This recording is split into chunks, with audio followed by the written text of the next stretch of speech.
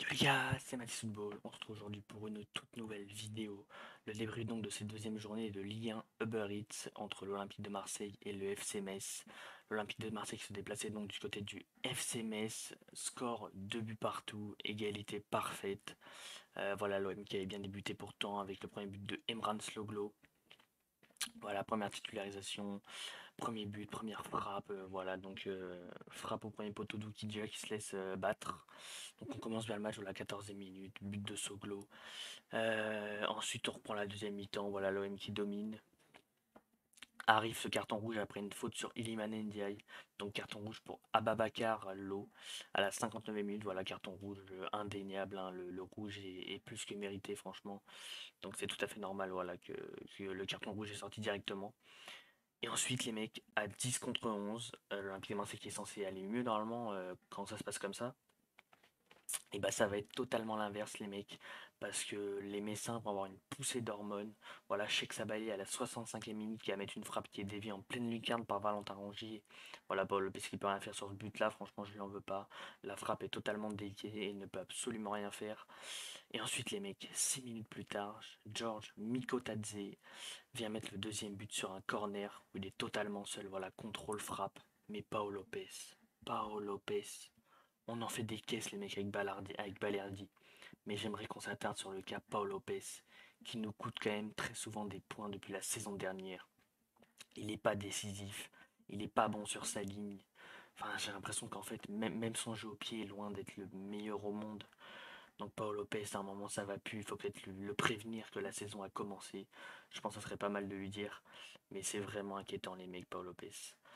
Et ensuite Vitinha voilà, qui rentre en jeu, qui met ce but à la 82e minute, qui nous offre le point du coup, qui n'est pas du tout un bon point. Voilà, c'était déjà lui qui était titulaire face à Reims et qui nous avait offert la victoire à 2 buts à 1.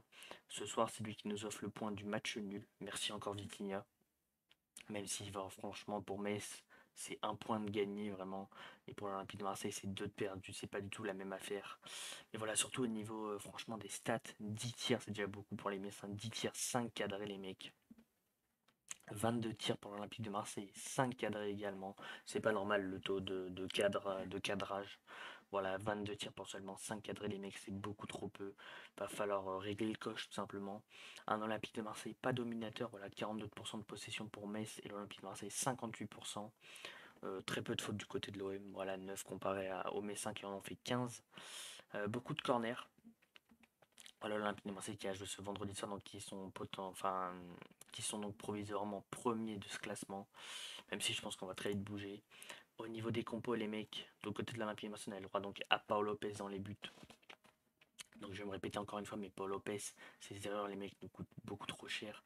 Encore une fois, là, Georges Mikotadze qui met une frappe, ok, très rapide, ok, peut-être il est masqué au début de l'action, mais à aucun moment il doit passer en dessous lui. Voilà, à aucun moment le ballon doit passer en dessous Paul Lopez. C'est une erreur d'un gardien pro et c'est pas normal du tout, les gars. Donc vraiment très très déçu de Paolo Lopez sur ce match-là. Une charnière Balerdi, Chancel, Mbemba, très bonne charnière. Voilà, Leonardo Balerdi, on sait que dès qu'il est loin de l'Orange Vélodrome, ça se passe très très bien. Et il nous a sorti un très très bon match avant de sortir et de laisser sa place à Vitinha. Chancel Mbemba, un peu de comment dire, de laisser aller, voilà, qui par moments se laissait presser, qui était complètement à l'ouest, qui perdait la balle, qui a failli nous coûter un but en première période. Mais sinon, match tranquille de Chancel Mbemba, comme on le connaît, hein, lui qui nous sort à chaque fois des prestations très abouties.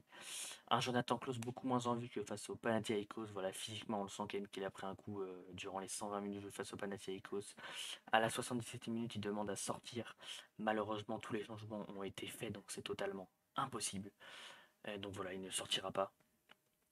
Mais Jonathan Klaus beaucoup moins en vue que face au Panathinaikos, mais quand même un bon match dans l'ensemble. Voilà, défensivement, offensivement, il est quand même assez bon. Il nous a sorti une belle prestation et une prestation correcte ce soir.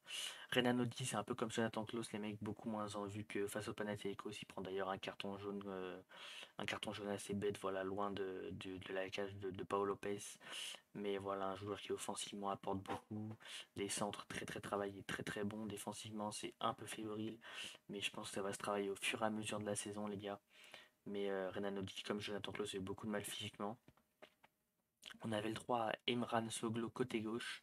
Voilà, très bon match Emran Soglo hein, qui trouve le but après 14 minutes de jeu. Voilà, très belle entrée en matière pour Emran Soglo qui a fait une bonne demi-heure, on va dire, et sinon après qui était très souvent un contre-temps, qui a eu beaucoup de mal à s'imposer sur ce côté gauche. Voilà, deux trois centres loupés, complètement loupés. Donc on va dire que pour soigner ce match, il a eu la chance de mettre ce premier but. Du côté d'Ismail Assar, on a eu le droit à 15 minutes. Incroyable, vraiment, il éliminait son vis-à-vis. Il faisait très très mal dans cette défense de Metz. Ensuite, on a eu le droit, voilà, à 45 minutes où il n'a absolument rien fait, il n'a plus rien apporté. Et en fin de match, il a reapporté en étant décalé sur le côté gauche d'Emran Soglo. Et là, il a refait du bien, voilà, en pouvant replier dans l'axe avec son pied droit. Il a fait un grand bien, mais ça n'a pas suffi pour aller chercher ce troisième but. Milieu de terrain, Geoffrey Kondogbia et Valentin Rongier, les mecs, une charnière, je pense qu'il va être aligné toute la saison. Enfin, c'est en tout cas la type. Kondogbia qui sort sur blessure, voilà, lui qui a pris un rouge face au Panathinaikos, qui a joué seulement face au Stade de Reims, qui donc était suspendu face au Pana au match retour. Et là, il se blesse ce soir, c'est très inquiétant quand même Kondogbia, les mecs, voilà, qui a quand même eu un lot de circonstances là pour l'instant qui fait qu'il n'arrive pas encore à s'imposer à l'Olympique de Marseille.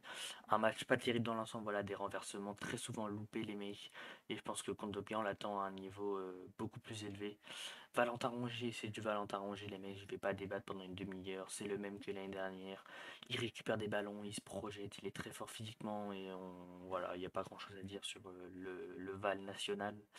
Et une attaque donc composée de Pierre-Emerick Aubameyang et de Iliman Ndiaye, très très grand match Iliman Ndiaye, qui subit une faute à la 59e minute, voilà, qui voit un rouge à notre très cher Ababakar Lo. Voilà, déjà c'est très... Comment dire ça? C'était très peu probable que Iliman Ndiaye reste sur la pelouse après la faute qu'il a subie, il est quand même resté. Donc chapeau à lui, après bon il est sorti mais c'est pas du tout dû à une blessure. Et Pierre-Emerick Aubameyang, très très bon match, hein, voilà, qui vient marquer ce but refusé. Ah oui aussi, il y a eu un but refusé les mecs de Pierre-Emerick Aubameyang en première période, à la fin de la première période, qui joue vraiment sur un hors-jeu très très limite. Et malheureusement il y a hors-jeu. Donc Pierre-Emerick Aubameyang qui a quand même livré une très belle prestation. L'Olympique de Marseille qui touche trois fois les montants les mecs. Donc voilà un match franchement qui méritait de gagner, mais en touchant trois fois les montants, on peut pas espérer grand chose. Voilà la chance encore une fois qui n'était pas du tout du côté marseillais. Et c'est vrai qu'on a eu deux buts refusés, les mecs, en fait, je viens d'y repenser. Deux buts refusés, Pierre-Emerick Aubameyang pour un hors-jeu, et Valentin Rongier pour une soi-disant faute d'Ismail Assar. Voilà, on se fait encore couiller par l'arbitrage, hein, faut le dire. Mais on va falloir s'habituer, en fait, à un moment. Voilà, l'entrée de Vitinha qui nous offre ce point de vue. Donc merci Vitinha. Aminari qui rentre en jeu, qui a été très très remuant, mais on voit qu'il a quand même du mal voilà, à terminer ses actions et à faire un match durant 90 minutes. On espère que ça va aller mieux pour lui au fur et à mesure de la saison. L'entrée de Jordan Verretou à la place de Geoffrey Kondogbia qui a apporté un peu, mais qui a été très moins en vue que face au Panathinaikos. Et Régis Muguet, voilà, qui a apporté dans la vitesse, voilà, qui a percuté, qui a apporté dans la vitesse, mais qui des fois fait un peu trop la même chose. Ce qui fait que voilà, c'est un peu compliqué de passer 5 fois le même défenseur en faisant 5 fois la même chose. Tu n'es pas Lionel Messi. Donc ça a été très compliqué pour lui quand même. Et du côté messin, voilà, Jack qui sort de trois parades très importantes pour le Metz. Et sinon, Georges Mikotadze en attaque, voilà, qui met ce but incroyable. Incroyable, mais l'enchaînement est incroyable. Mais Paul Lopez il se trouve complètement. Et le but de Sabali, où là par contre, Paul Lopez ne peut absolument rien faire. La frappe est contrée par Valentin Rongier. C'est un but dégueulasse. On se fait encore niquer, voilà. Mais bon, c'est pas grand chose d'autre à dire. Et sinon, c'est tout pour ce match. Voilà, va falloir relever la tête. Relever la tête encore une fois. Voilà, l'Olympique de Marseille qui recevra Brest samedi à 17h. On compte sur eux pour nous épanouir à l'Orange Vélodrome.